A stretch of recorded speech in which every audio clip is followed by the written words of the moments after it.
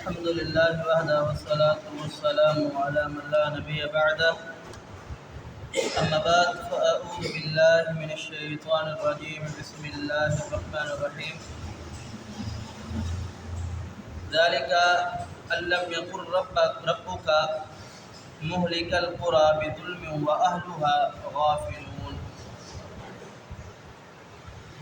ذلك أن لم يكن ربک مہلک القری،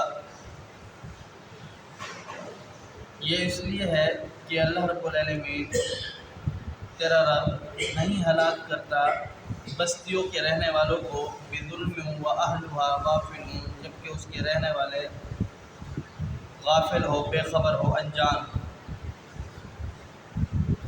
اس آیات کریمہ میں اللہ رب العالمین نے یہ نصیحت کی ہے کہ اللہ رب العالمین کسی قوم کو کلی طور پر ایسے عذاب میں مبتلا نہیں کرتا کہ جس میں ان کا قصور بھی نہ ہو اور اللہ رب العالمین ان کو بے خبر ہو، انہیں پتہ بھی نہ ہو.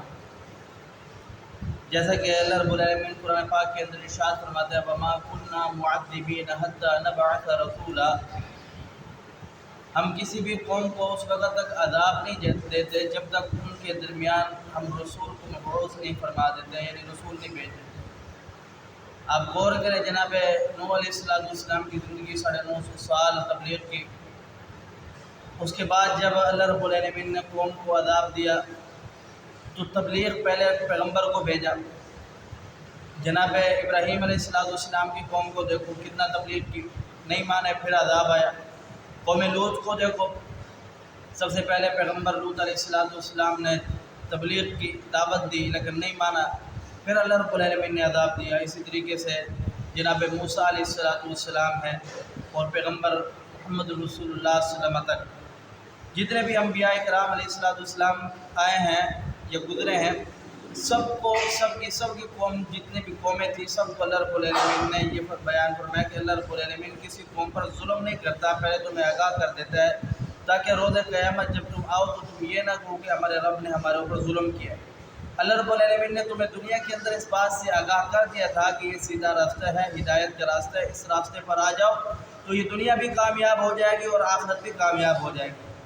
یہی وجہ ہے کہ اللہ رب العالمین قرآن پاک کے اندر ارشاد فرماتا ہے کلما القی فیہا فوج سألہم خزنتہا الم یأتکم نذیر، جب ان کو ڈالا جائے گا، ان گروہوں کو یعنی جہنم کے اندر ڈالا جائے گا تو وہ جو فرشتے ہوں گے وہ پوچھیں گے کیا تمہارے پاس کوئی ڈرانے والا نہیں آیا تھا؟ تو یہ کہیں گے قالوا بلا، کیوں نہیں، ہمارے پاس ڈرانے والا آیا تھا. فکذبنا، ہم نے اس کو جھٹلا دیا، یعنی یہ خود پھر تسلیم کریں گے. تو اللہ رب العالمین بیان فرما رہا ہے کہ اللہ پاک کسی قوم پر ذرا برابر بھی ظلم نہیں کرتا. یہاں اللہ رب العالمین بیان یہ فرمانا چاہ رہا ہے کہ اللہ رب العالمین نے انسان اور جنوں کو مخاطب کیا اور فرمایا کہ اللہ پاک نے تمہارے درمیان انبیاء، رسول، پیغمبر بھیجے اور ان کے ساتھ کتابیں بھیجی جو شریعت ہدایت ہے، آپ ان کو پڑھو، ان سے علم حاصل کرو، اس پر عمل کرو، یہی کامیابی ہے. اگر نہیں تو پھر روز قیامت جب آؤ گے تو پھر تم جو کر کے آؤ گے اس کا آپ کو حساب دینا پڑے گا. فرماتا ہے کہ وَلِكُلٍ دَرَجَاتٌ مِّمَّا عَمِلُوا وَمَا رَبُّكَ بِغَافِلٍ عَمَّا يَعْمَلُونَ. جنت اور جہنم کے اندر ہر انسان کے مختلف درجے ہیں. اس کی وجہ یہ ہے وَمَا رَبُّكَ بِغَافِلٍ عَمَّا يَعْمَلُونَ، جو کچھ تم کرتے ہو اللہ رب العالمین سے غافل نہیں ہے. اس عمل کو دیکھ کر کے آپ کو اللہ رب العالمین جنت اور جہنم کے اندر جو جگہ ہے وہ دے گا. یہی وجہ ہے کہ پیغمبر محمد رسول اللہ صلی اللہ علیہ وسلم کی جو صفات ہے ان صفات میں سے اللہ رب العالمین نے آپ علیہ السلام کی یہ صفات بیان کی ہے اِنَّا أَرْسَلْنَاكَ شَاهِدًا وَمُبَشِّرًا وَنَذِيرًا، کہ اللہ رب العالمین نے آپ کو شاہد، خوشخبریاں دینے والا، مبشرہ، شاہد گواہ بنا کر کے بھیجا، مبشرہ خوشخبریاں دینے والا اور نذیرہ ڈرانے والا بنا کر کے بھیجا. اللہ نے ہر پیغمبر، ہر رسول کی یہ ذمہ داری لگائی کہ اپنی قوم، اپنی امت، اپنے لوگوں کو یہ بتلاؤ، ان کو یہ میری دعوت دو. اگر مان جائے ٹھیک ہے، نہ مانے تو پھر روز قیامت ان کے پاس یہ عذر نہ ہو کہ ہمارے پاس کوئی ڈرانے والا نہیں آئے گا، وہ خود اپنے منہ سے کہیں گے.